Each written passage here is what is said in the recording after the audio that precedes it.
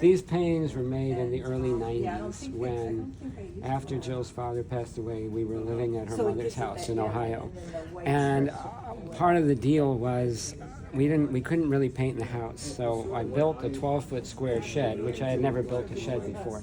But it worked, right? And so it had a 12-foot ceiling and came down to like 8 or 10 feet. And it was really cold in the winter, and it was really hot in the summer because it was like a greenhouse.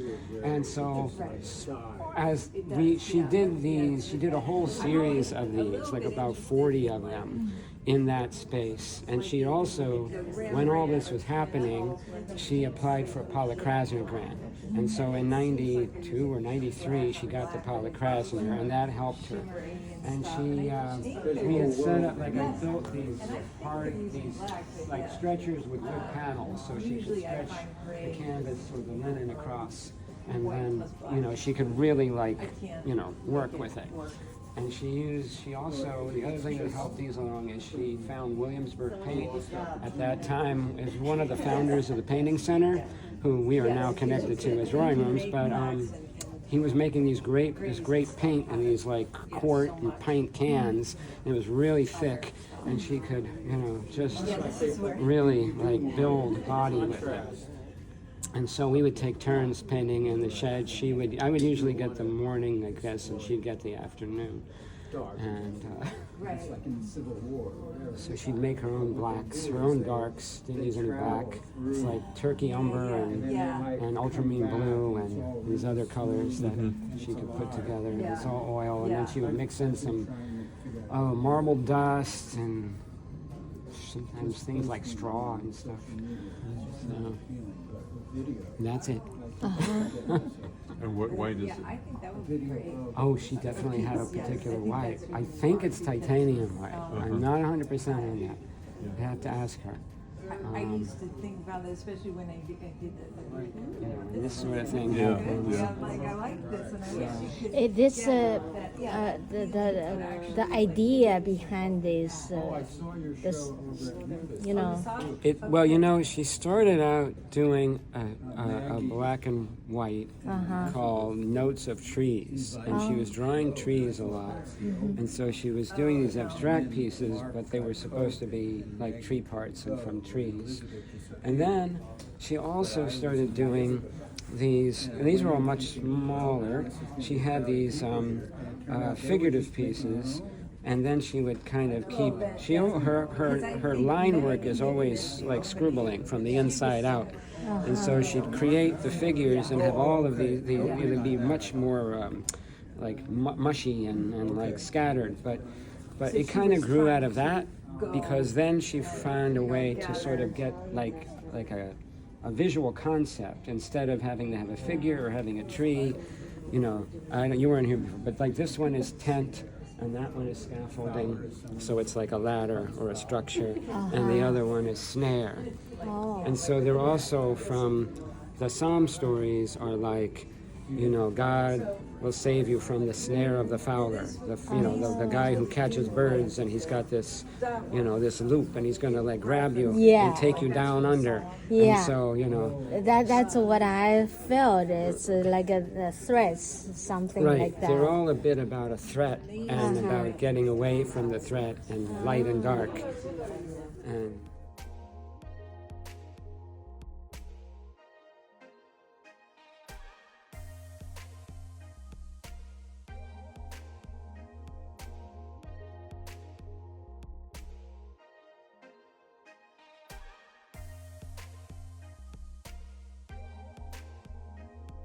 Jim explained it. I said, what's the story behind it? Why created this kind of feel like a disturbing energy, right? Yes. And I heard a Jim part story. How about your part story? Yeah.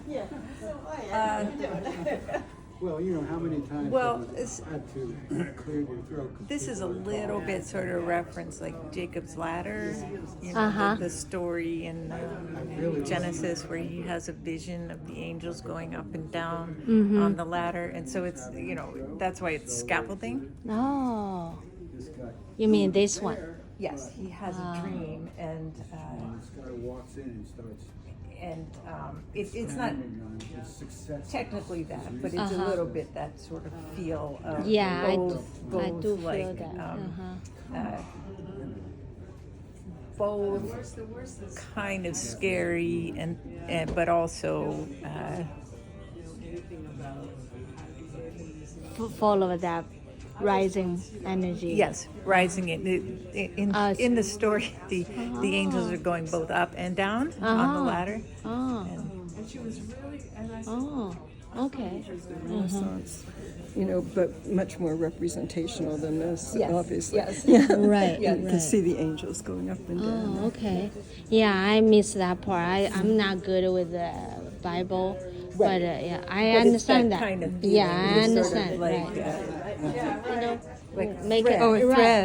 thread. Yes, yes, yes. Yeah. I see what you're saying. Yes. Right. I thought, wow, this is powerful, very meaningful to me. Good. Yeah. Good. It's hard to find the beginning. Right, and then right, the end. right, right. It's they all tangled together. It's hard to find it and open up, right? Yes. But there's a beginning and the end. You have to figure it out. Yeah, I used to do some little drawings that were just like I would find by the water there would be fishing line that would be all tangled up, and I would take it home and try and actually like see if I could follow the knots and yes, That needs a lot of patience. yes. Oh, good. Yeah, I'm I so really glad. love the space in that last Thanks, one. thank That's you. Really, Thanks. Yes. Oh, cool.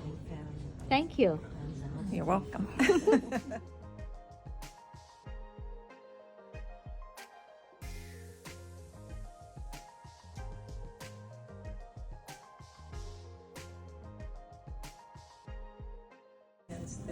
What made you have this idea, create this way?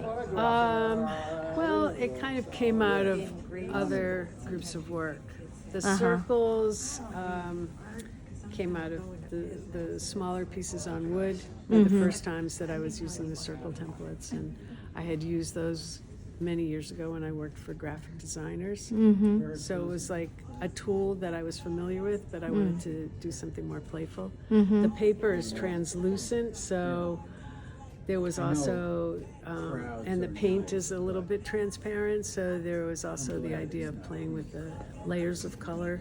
Yeah. So it kind of came out of earlier work, but the materials kind of suggested the materials, or suggested the technique, and the technique suggested the materials, and there was like a real interplay between Yeah. those.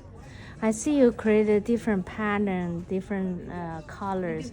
Do you have any purpose about that?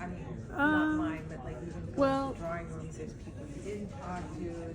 I have ideas that play into them, things that I've observed in nature or architecture, but a lot of different ideas come together in the painting. So there's a combination of starting out with one idea and then letting the painting go in the direction it wants to go. So there's also some kind of intuitive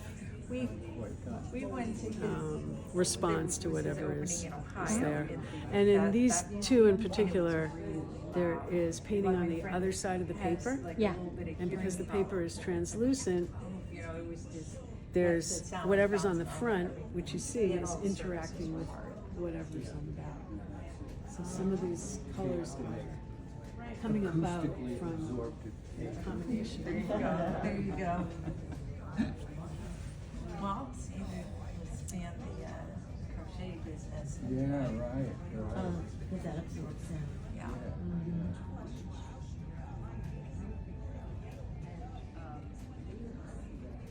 Very interesting. So you don't have any specific the shape or pattern?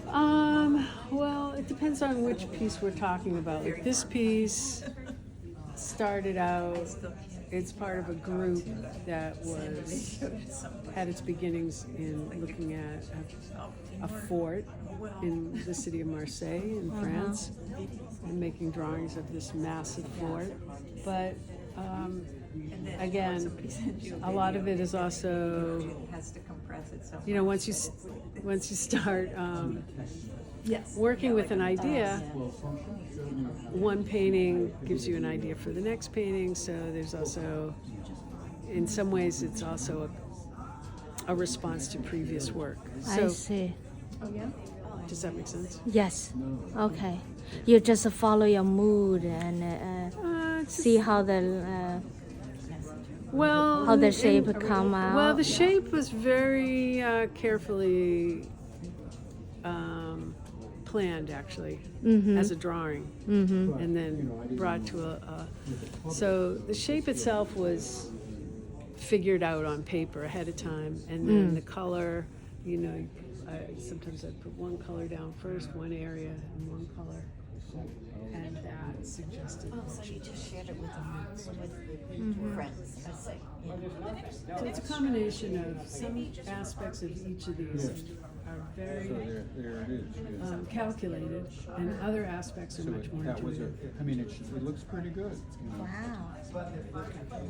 I like the what I call it, the dimension, that kind of visible You know, it doesn't look low resonant. pattern, That was a printed texture. mark. Yeah. Yeah. And the texture, you know, thinking about light as it goes across the Together with surface. the Right. I think it's pretty successful.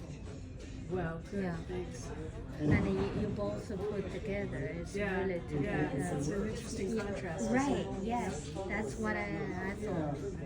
It's hard to put them together. Oh, looking up is good.